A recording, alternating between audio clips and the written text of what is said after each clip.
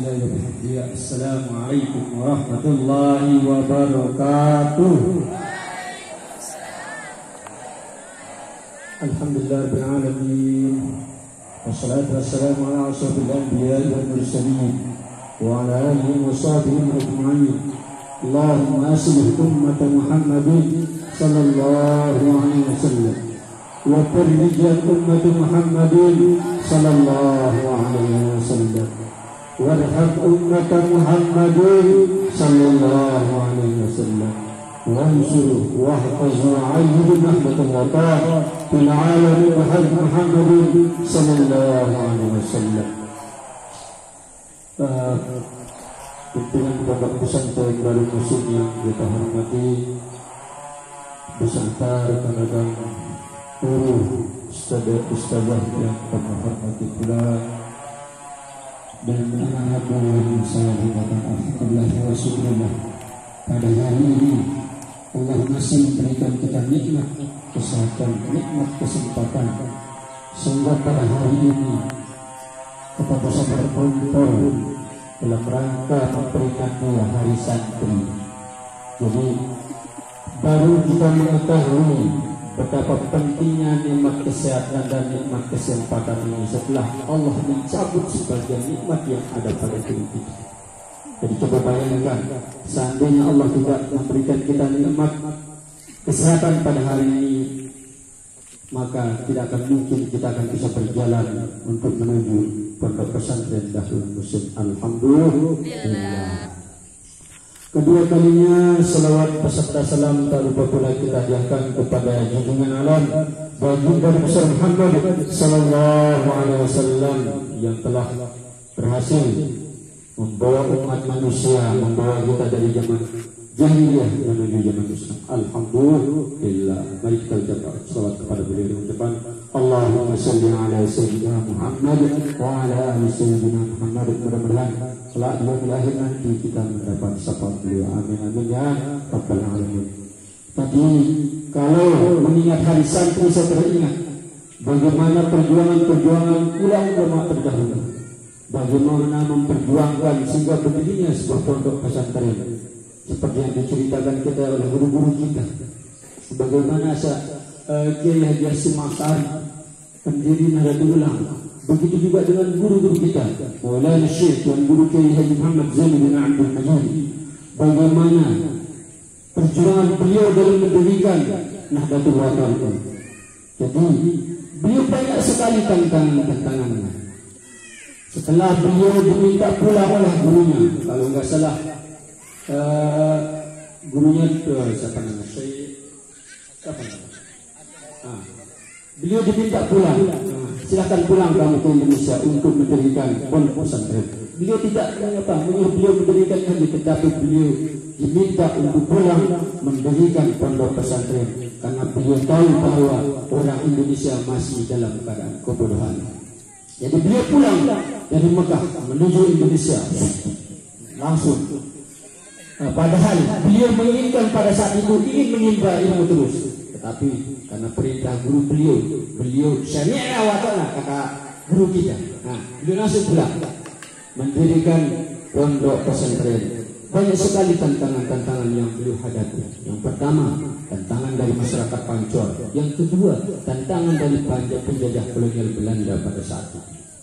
Bagaimana beliau satu dipanggil oleh Belanda pada saat itu untuk menutup pondok pesantren, menutup pondok pesantren Al-Mujahidin yang didirikan yang pertama kali. Beliau dipanggil oleh Belanda, Assegaf, kau mendirikan pondok pesantren? Iya, silakan ditutup. Jadi beliau beralasan bahwa mendirikan pondok pesantren ini hanya beliau untuk mencetak para imam, para khatib. Itu alasan beliau. Tidak mendoktrin anak-anak untuk melawan penjajah. Itu alasan beliau. Akan tetapi di belakang itu beliau mendoktrin anak-anak pondok pesantren untuk melawan penjajah pada saat itu, sehingga terjadi peperangan di Taman kalau nggak salah itu. Di sanalah gugur saudara beliau yang namanya Haji Faisal ditembak oleh Belanda dan gugur sebagai syahid dalam memperjuangkan pondok pesantren yang beliau dirikan. Begitu juga dalam memperjuangkan negara Republik Indonesia. Begitu juga dengan Ustaz Pancor.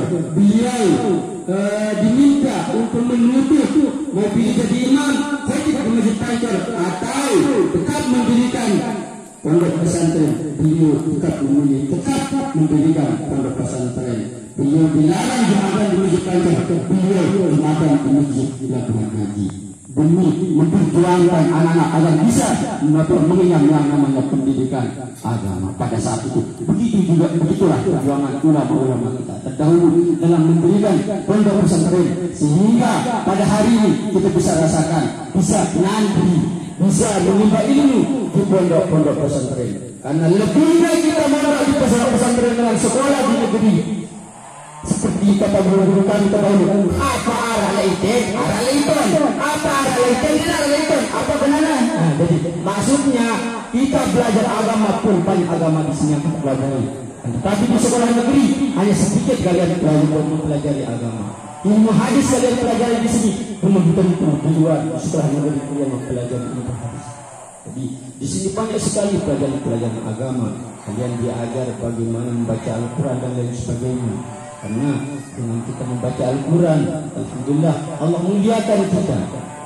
Jadi disinilah kalian dikadar digembleng sebagai orang-orang yang akan memperjuangkan Indonesia ke depannya dan memperjuangkan agama kita.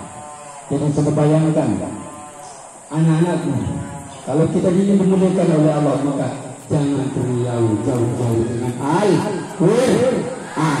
Makanya di sini Pondok Buaya Sendika istilahnya menginginkan agar benar-benar pendidikan Al-Quran ini terus dilakukan. Karena kalau kita ini dimuliakan oleh Allah sekali lagi, maka janganlah jauh-jauh dari Al-Quran. Coba, malaikat Jibril dimuliakan oleh Allah karena beliau membawa Al-Quran, membawa Al-Quran kepada Nabi Muhammad SAW.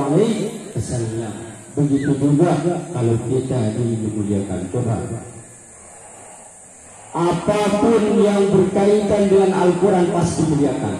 Coba, kalian tahu apa istilahnya?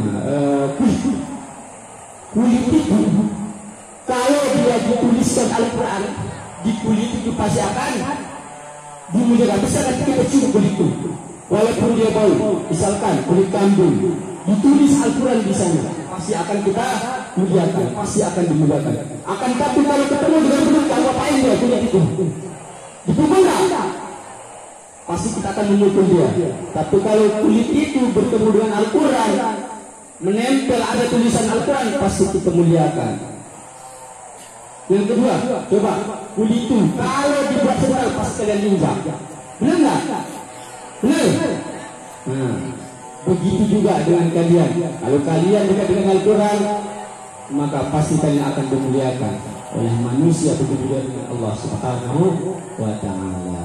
Sekian, mungkin hanya ini sepatah dua patah yang dapat saya sampaikan. Mudah-mudahan ada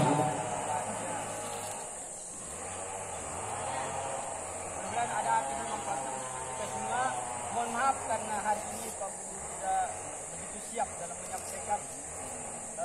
Wabillahi taufiq wal hidayah. Assalamualaikum warahmatullahi wabarakatuh.